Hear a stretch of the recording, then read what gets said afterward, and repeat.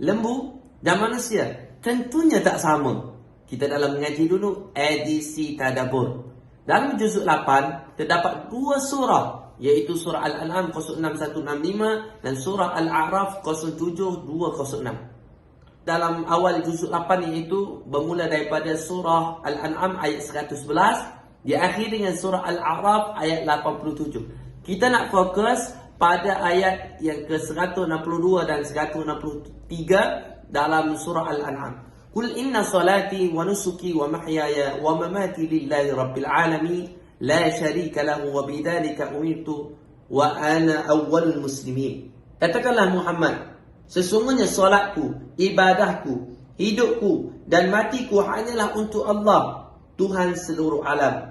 Tidak ada sekutu baginya, dan demikianlah yang diperintahkan kepadaku, dan aku adalah orang yang pertama berserah diri, iaitu menjadi orang muslim.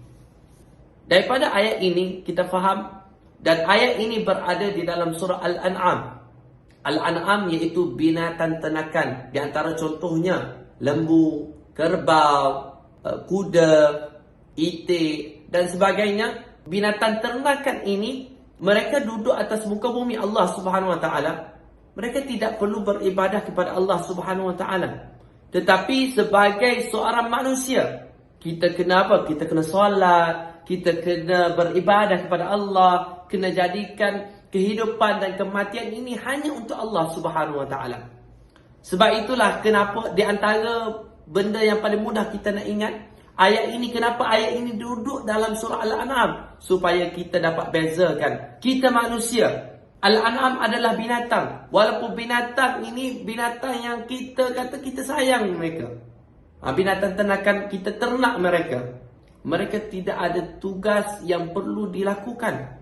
Mereka tidak perlu beribadah. Kita sebagai umat Nabi sallallahu alaihi wasallam, kita sebagai manusia, kita perlu beribadah kepada Allah Subhanahu wa taala. Wa ma khalaqtul jinna wal ins illa liya'budun. Allah Subhanahu wa taala sebut di dalam surah Az-Zariyat, surah yang ke-51. Apa kata Allah Subhanahu wa taala? Wa ma khalaqtul jinna wal ins illa liya'budun. Ayat yang ke-56. Aku tidak menciptakan engkau, tidak ciptakan jin dan juga manusia, melainkan agar mereka beribadah kepadaku. Jadi kita ada tugas kita.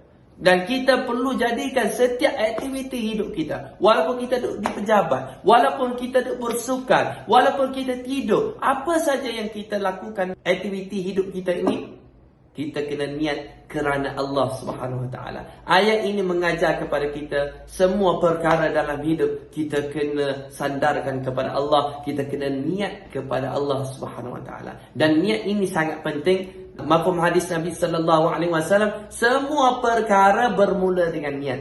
Kita kena niat. Contohnya saya tengah rakam video ini, saya niat ini adalah dakwah saya, dakwah al-mukhlisin untuk umat Nabi sallallahu alaihi wasallam, untuk rasa cinta ilmu, cinta Quran, cinta Allah dan cinta Nabi sallallahu alaihi wasallam. Jadi kita bertemu lagi untuk juzuk yang ke-9.